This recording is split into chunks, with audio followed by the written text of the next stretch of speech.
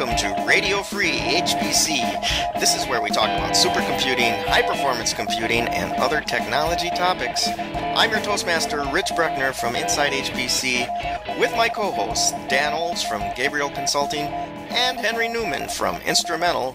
Now let's get to the show. Hooray! Well, welcome, guys. You know, we're coming off of SC12, and one of the highlights of the SC conferences is always the student cluster competition. And Dan, I know this is very near and dear to your heart. You've done extensive coverage on this competition, but I was wondering if you, before we dive in, if you could just tell us how did this one stack up compared to past battle royales? Well, there were a number of interesting things that happened in this version of the competition.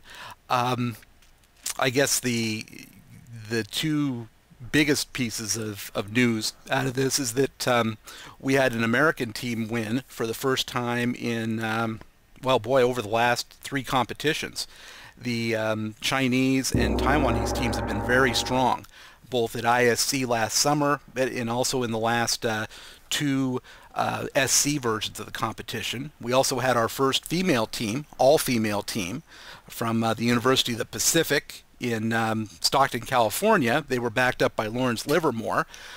We also had a new division added, which was the Little Fee division, which is where 4 teams, including a team from a high school, believe it or not, had identically prepared small cluster-in-a-box atom-based clusters, these Little Fee systems, and they were doing the traveling salesman problem. And that added something to the competition. It was an interesting wrinkle. Okay, so before we break that down, so have they changed any other parameters of this? Somebody had told me that the winners didn't even use the full 26 amps of power, that they were something like half that.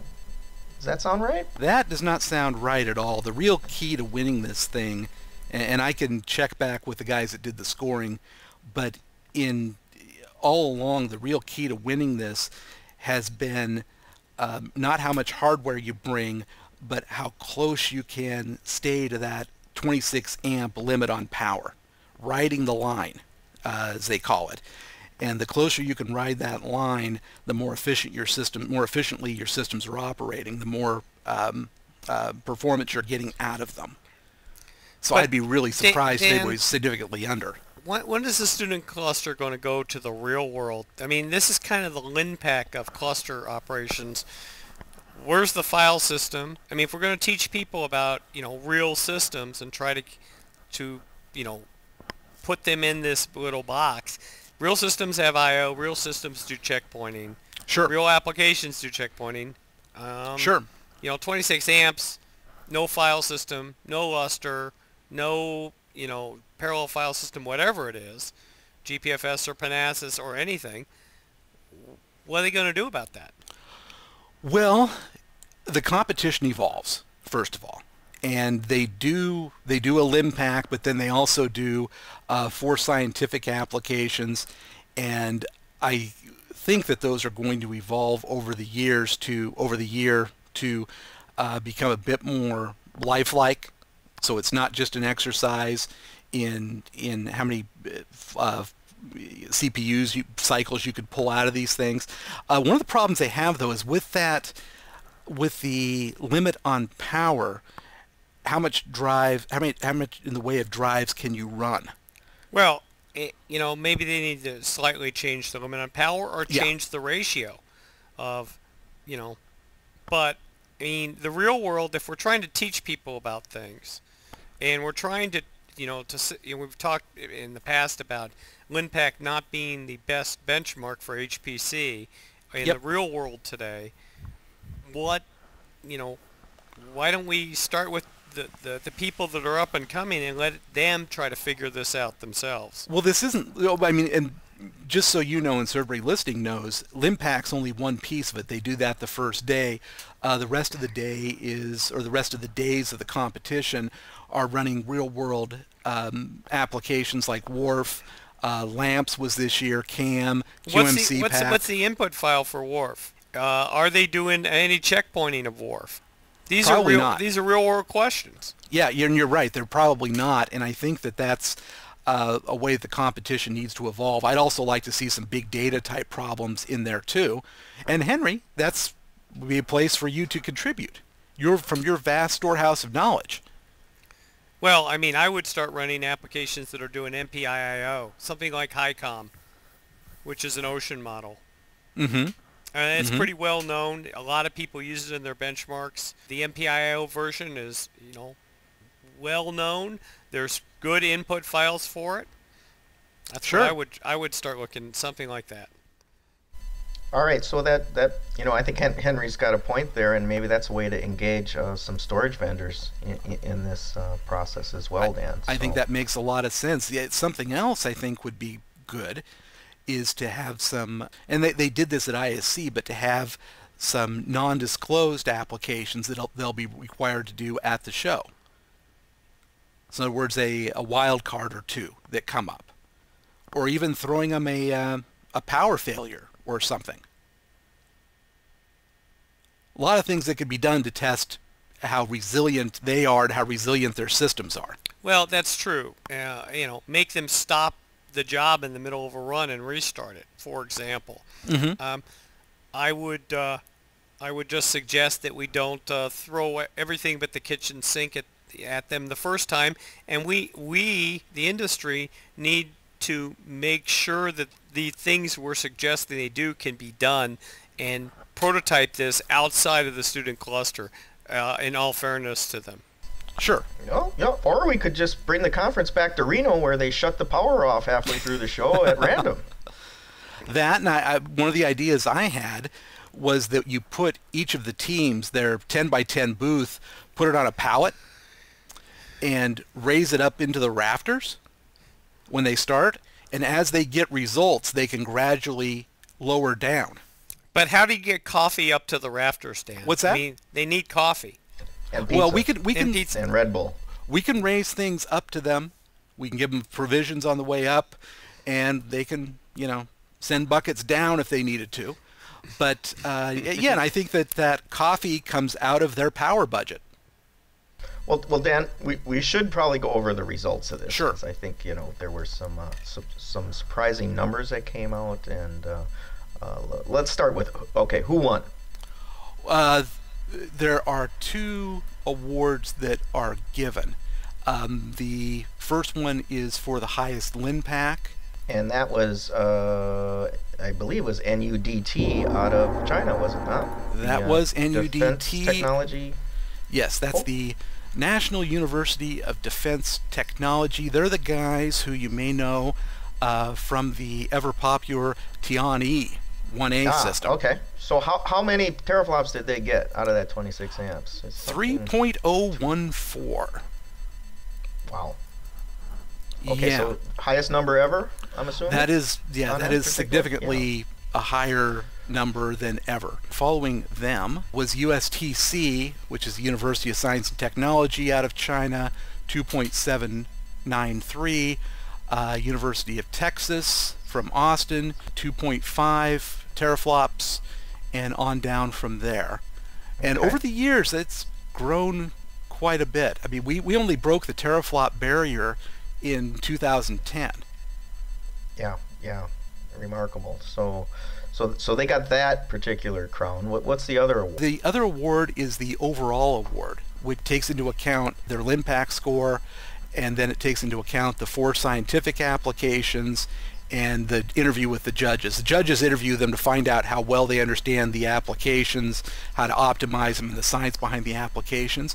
And in quite a surprise, a shock in fact, University of Texas won the overall competition with a very solid performance on the application round. So the kids from Austin. The kids from Austin won the overall competition, closely followed by Team Taiwan from National University of Tsinghua, which I've never pronounced correctly. That's why I just call them Team Taiwan, but they were very close behind.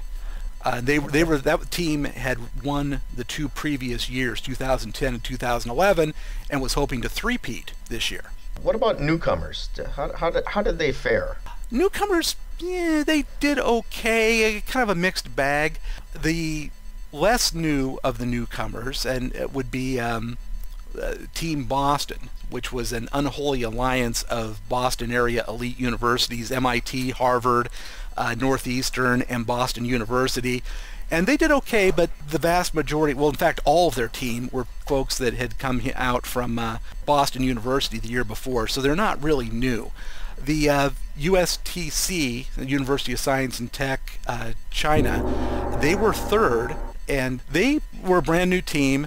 They did a pretty good job, but they're not really new to student clustering because they'd competed in that massive inter-China cluster competition, and they were the first alternate on the list to go to ISC12, meaning that they were third place. Inter-China cluster competition, they have the same sort of rules, the same applications, the same, had them do exactly criteria? The same thing. They had them, well, this was before ISC. China had 2 slots in the ISC competition in June in Hamburg, and they had 300 universities apply to get more information and to start the process. They had 33 universities actually complete applications to represent China, and they brought the best, I think the best 8 to Beijing to have an actual live playoff, and the top 2 teams got to go. USTC, the one who finished third at SC just now, they were third in that inter-China competition. Wow. The other new teams, they did okay. I mean, they completed the competition. The one that's an interesting case is Texas Tech, the Team Red Raider. I don't know if you guys got a chance to go over there, but they came up with, and they cobbled together their own immersive liquid cooling.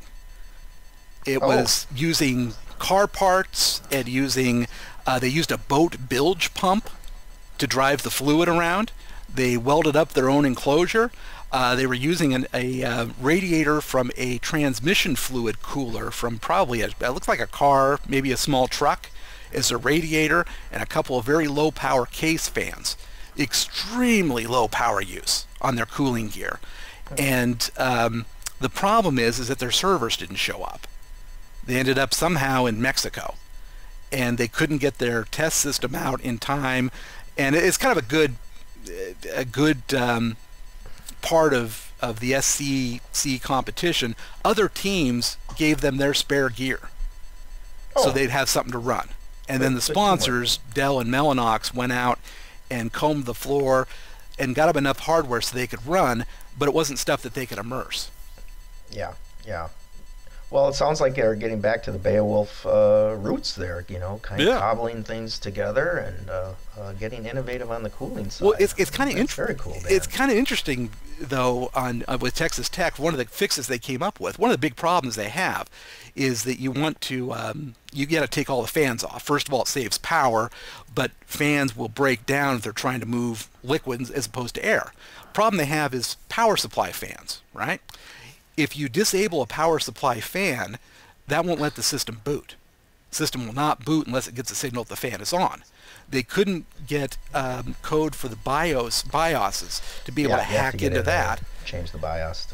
And they couldn't do that, unfortunately. So what they ended up doing was a great backyard fix. They got in with some tin snips, and they just snipped the blades off the fans. The fans spin, they send the message back to the board that, hey, my fan's operating, power supply fan's operating, and yet it's not moving any liquid, so it's not loaded at all. Uses less power. But wow, these guys, according to them, in their lab, under the same conditions as the competition, with their cooling, said that they could have pulled 4 teraflops on LinPack. Who was the hardware vendor? Well, who was their hardware vendor? What happened? Dell. You don't want to single them out, do you? No, Dell did a good job. It was a problem with the shipping. It happens. But Dell also stepped in and got them the hardware they needed from the floor. Yeah. This stuff happens in our business. It didn't help that we had 8.5 inches of snow in Salt Lake either. That was a complication as well. But that was a really interesting part of the competition. The other noteworthy team, Team Venus, is the first all-female team to compete. And where's Team Venus? They're from, out of by the way? University. Venus University? They're out of the University of the Pacific in Stockton, California, also known as the MIT of the Northern Imperial Valley.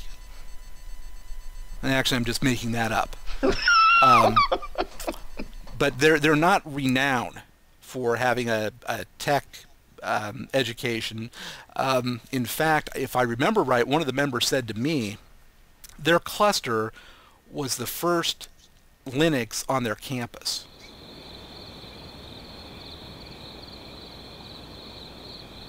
Have I shocked you guys? That's just dead silence there. That was on purpose. Shocking. But according to them, they believe that their cluster was the first instance of Linux on their campus.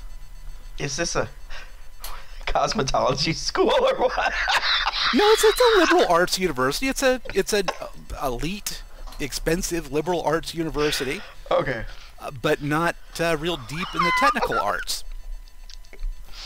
Well, Dan, thanks for that. You know, your coverage, I think, of this is just unmatched, and your continued interest, it really helps drive this program, and I applaud you for that.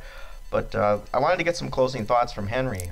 Henry, what do you think? And Dan, I do appreciate, I watch all your videos that you put on the register and stuff, and I think it's really good for the industry and exposure for the young people that are doing this. We need more of those types of people in our industry. But I do want to point out that, you know, if you have any influence, or Rich, if you have any influence, and I'm willing to get involved, that we start looking at making this more realistic.